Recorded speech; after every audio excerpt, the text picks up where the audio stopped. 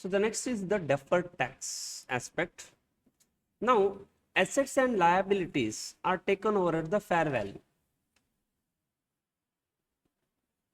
which is nothing but the future book value for the CFS. Whose acquirees? Acquirers. Assets will go at the book value only. See, you have prepared one new balance sheet called the CFS. Acquirers will be at a book value, but the acquirees assets will come at a fair value, which becomes a book value for the future purpose. But did the income tax department recognize your fair values? This is for me standalone, whatever is there, it is the, so there is a difference, there will be a difference.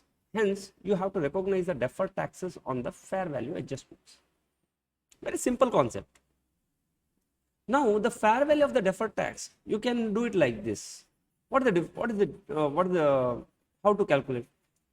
It is fair value of the net assets minus the tax base.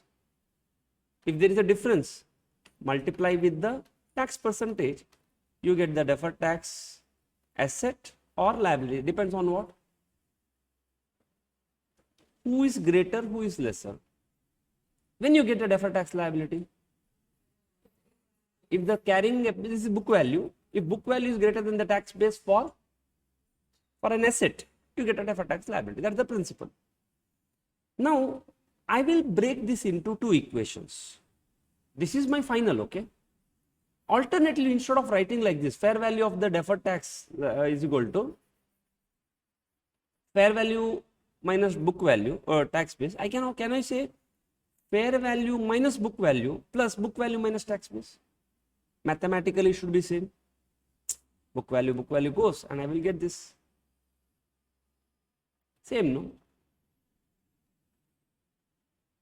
Which book value? Book value of the acquiree. Fair value of the acquiree versus book value of the acquiree.